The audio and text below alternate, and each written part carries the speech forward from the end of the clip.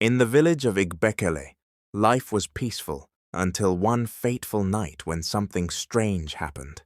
Mama Uju, the village's biggest gossip, went to bed with her usual complaints. But as soon as the clock struck midnight, she heard a voice from her goat pen. "I'm tired of eating the chief's yams in secret." Mama Uju blinked, sure she must have been dreaming. But the next morning, the village was abuzz. Word spread quickly that Mama Uju's goat had spoken and exposed the chief's secret. The whole village gathered, shocked but curious. As if to prove itself, the goat bleated again. "Palawal stole yams last month, and now he's blaming me." From that moment, no one could deny it. The goat had powers that had the whole village wondering. What else could it reveal? The morning after the goat's first revelation, the village was in chaos. People were whispering in the streets, casting suspicious glances at each other. Mama Uju, once the loudest gossip, became the village pariah. She tried to explain, but the damage was done. The goat had become the talk of the town. Some villagers feared it, others mocked it, and a few believed it was cursed. But by midday, a new truth surfaced. The goat bleated loudly again. "Chika's father, the chief, has a wife in the next village. They've been together for years." This revelation hit the chief hard. His face turned red as the villagers stared at him in shock. His long-kept secret was exposed for the world to see. By noon, no one in Igbekele was safe from the goat's truth-telling. It was as if the animal knew every hidden sin in the village. People locked their doors, afraid that the goat would reveal their darkest secrets next. "Who's next?" a villager whispered. Even the village healers, known for their wisdom, were not safe. The goat spoke once more. "Akoswa, the healer, mixes herbs with old leaves for faster results. She's been lying to everyone for years." The village was in turmoil. The elders convened immediately, demanding answers. Was this some form of magic, or was the goat just an ordinary animal causing chaos? It was clear. The secrets of the village were slowly being exposed, one bleat at a time. The village elders were furious. They called an emergency meeting to decide what to do about the talking goat. Palawal, still angry about his yam theft being revealed, slammed his fist on the table. "We must kill the goat," he shouted. "It's disturbing the peace." But others were less certain. "We don't know what this goat can do. It might be a sign, or worse, a curse," said the village's priest. Mama Uju, now humiliated, stepped forward. "It's only the truth, but we can't let it ruin us. We must find a way to stop it." The elders discussed long into the night, but no solution came. The goat's bleats had struck fear into the village, but they didn't yet realize the bigger truth that lay ahead. In the midst of the chaos, Chika, a quiet young woman in the village, stepped forward. Everyone knew her as the daughter of the chief's first wife, but little else about her. She had always kept to herself. "I know how to stop the goat," she said confidently, drawing the attention of the elders. The elders looked at each other, skeptical but desperate. "Tell us," Palawal grumbled. Chika's eyes gleamed with a hint of mischief. "The goat only speaks when someone is guilty. If you want to silence it, you must stop the guilty from hiding their secrets."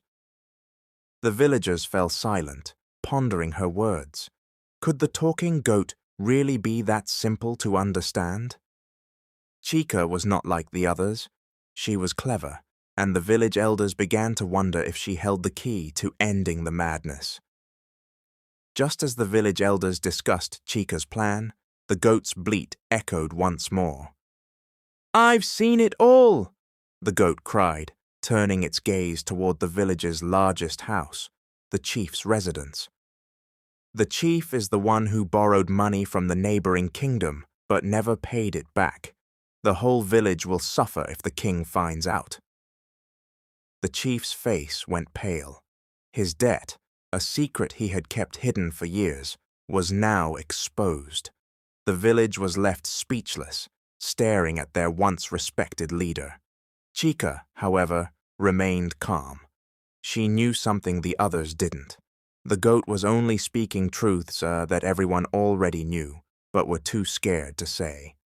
The more the secrets came out, the more vulnerable the village's leadership became.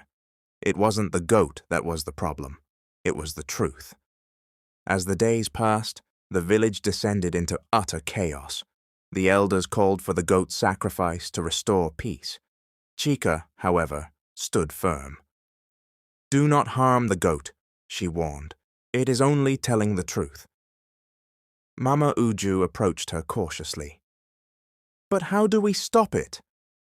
Chika hesitated. She had a plan, but it would require truth, not violence. "We must confront the lies we've all lived with," she said. "The goat will stop talking only when the villagers stop hiding their truths." The elders were reluctant, but the village was desperate. They had to trust Chika's wisdom. That night, the goat bleated again, but this time it was different.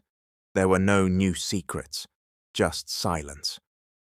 The following morning, the village elders gathered to hear from Chika. She stood at the center of the crowd, her voice steady. "The goat was never magic," she said. "It's only trained to repeat what's been hidden for too long. I trained it." Gasps filled the air. How could one young woman manipulate such a powerful force? "I wanted to show you all the consequences of your lies," Chika continued. "The goat spoke because you all had something to hide. We are all guilty of not being honest with each other." The villagers fell silent, understanding dawning on them. Chika's point was clear. The goat was just a mirror reflecting their own secrets. As Chika spoke, the goat let out one final bleat, louder and clearer than before. "The next chief will be a woman!" The village erupted in shock. Palawal's jaw dropped, and the other men stood frozen. Chika's words hung in the air like a challenge. "Now you see," Chika said with a smile, "the truth will always find its way, whether we like it or not." With that, Chika turned and walked away from the elders, her mission complete. The goat had exposed more than just secrets. It had shown the villagers the change they desperately needed. The era of silence and secrets was okay. With the goat's silence, the village began to heal. The elders, though embarrassed, knew Chika had done what needed to be done. Years later, the village of Igbekele prospered. It was ruled by a wise and just Chief Chika, the first woman to ever hold the title. The talking goat became a legend, a story told for generations about how truth and change can be frightening, but ultimately necessary. And Chika. She ruled with wisdom and compassion, knowing that sometimes even the loudest bleat can change a whole village. The lesson of the story revolves around the transformative power of truth and the importance of leadership that is grounded in wisdom and compassion. At its core, the story teaches us that facing uncomfortable truths, though difficult, is essential for personal and collective growth. The talking goat, which exposes the hidden secrets of the village, is a powerful symbol of how truth can disrupt, but also heal. In a way, the goat's bleats force the villagers to confront what they have kept hidden, forcing them to address their flaws and misdeeds. This ultimately brings about change in the village. At the same time, the story highlights how leadership can shape a community. Chika, though initially seen as quiet and overlooked, demonstrates that true leadership isn't about power or status. It's about standing up for what's right, having the courage to face the difficult truths, and guiding others through those challenges. Her rise to power, despite the resistance she faced, illustrates that leadership based on wisdom and compassion can transform not just a village, but a society as a whole. The village itself learns that change is inevitable and necessary.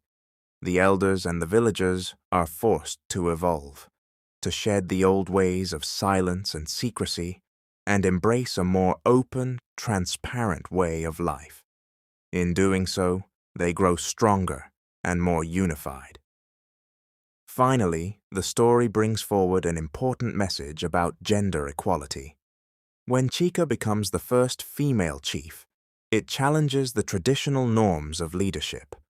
Her ability to bring peace and prosperity to the village serves as a reminder that leadership is not defined by gender, but by the ability to serve with integrity, respect, and vision.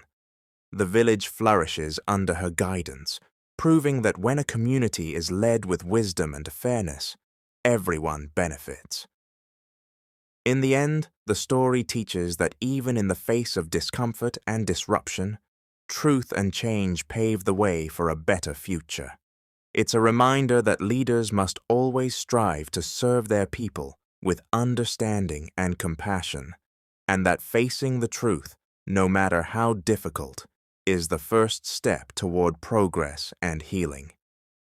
If you enjoyed this story and want to hear more captivating folk tales, make sure to hit that subscribe button and turn on notifications so you never miss a new tale from Folktales by Sly. Join us on this journey through storytelling, where every story brings something new and exciting.